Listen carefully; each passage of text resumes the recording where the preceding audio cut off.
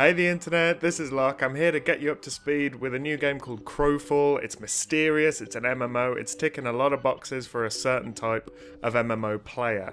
The team behind it like to call it a throne war simulator.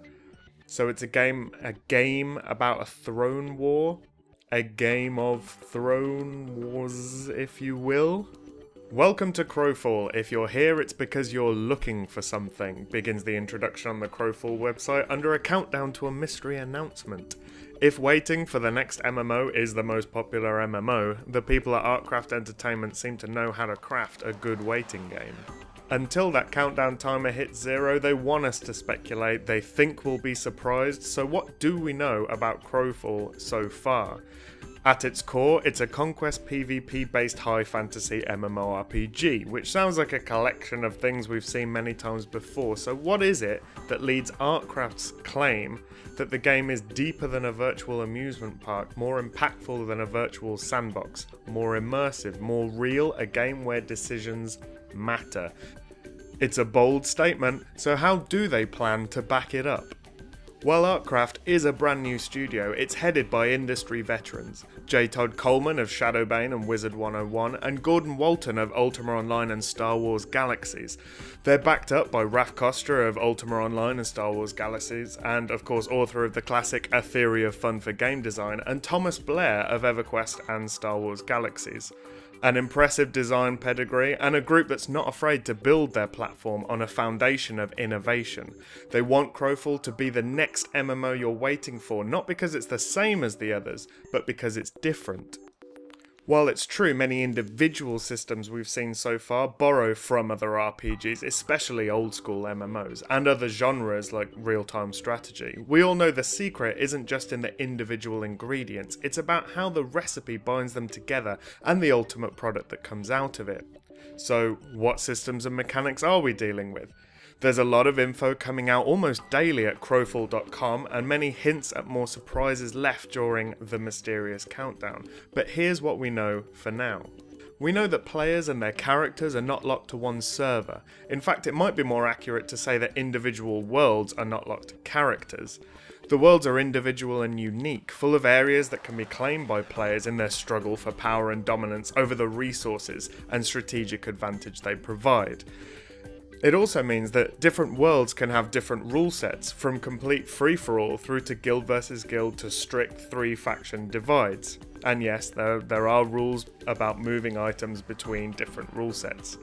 Speaking of items, Crowfall wants a crafting system that supports crafters, making crafting a primary activity you can be good at and you can be known for, rather than the time and gold sink we expect from contemporary MMOs. With a player-driven economy based around player interaction and codependence rather than allowing players to isolate themselves, the door is open for a crafting system with extraordinary depth. If you are a fan of the Swig crafting system, remember Thomas Blair is the design lead on Crowfall, and he wrote a great piece about the design goals at MMORPGcom, link below.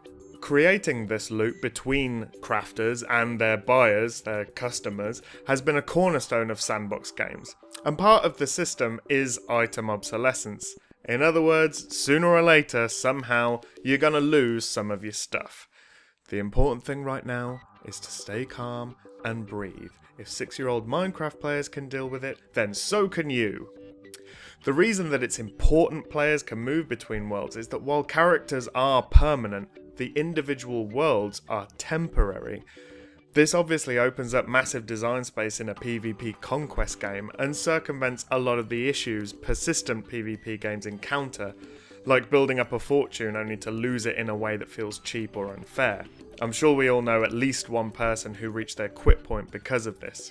You can still claim land, you can still build, you can even become a king or queen with a royal court of dukes, countesses, baronesses and the like to help you run your slice of the world.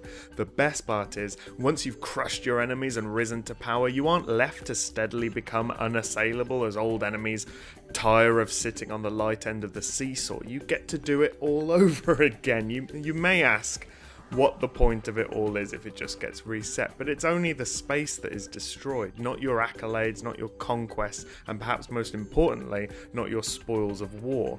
There are permanent worlds for all your player and guild housing needs, but if you want anything of value to put in them, you'll have to go out and earn it. Eternal heroes, dying worlds is how Artcraft puts it.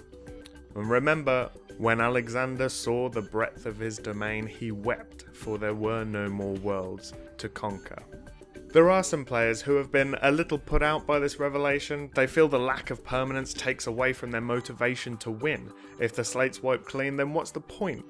This seems like a matter of presentation. It'll be interesting to see if Artcraft can avoid being labelled as a lobby-based MMO pretender. For now, to be honest, it seems like the inevitable backlash of a certain type of MMO player who will never be satisfied until they're physically transported to a fantasy world with their memory wiped, a magic sword, and a birthmark the shape of a crown. You know, how else can they be expected to become immersed in the game? In fairness, Artcraft have stated that they are aware and prepared for the game to not be to everyone's taste, which in my opinion is the only way to go about making anything worthwhile. Introducing victory conditions allows the individual worlds to be more dynamic. As a world moves towards a resolution, from the enemies you face to the scarcity of resources, everything can be altered as the world moves towards its resolution and ultimate destruction. They call it the hunger, and it's reasonable to expect it will act as an agent of environmental pressure to encourage conflict, as if we needed to be encouraged, and create a bit of a meta similar to the more fluid stages of an RTS or a MOBA. Overall, I'm excited to see how this game develops. With a mixture of old school principles and innovative solutions to their design goals, Crowfall could become a serious contender for Conquest PvP enthusiasts. And I'm looking forward to finding out what else they have to tell us. And of course, what that countdown is counting down to. What do you think? Is Crowfall the saviour of Conquest PvP? How does it stack up to a game like Camelot Unchained? Is it possible for a small indie studio to create a quality MMO experience? Please let us know in the comments below. Remember to hit like if you thought this experience was positive for everyone involved, and subscribe if you want to see more like it. Thanks a lot for watching. I'm really looking forward to us finding out more about this game together. It's very exciting, isn't it? New MMO is always very exciting, so hopefully I'll see you next time. Thanks again. See ya.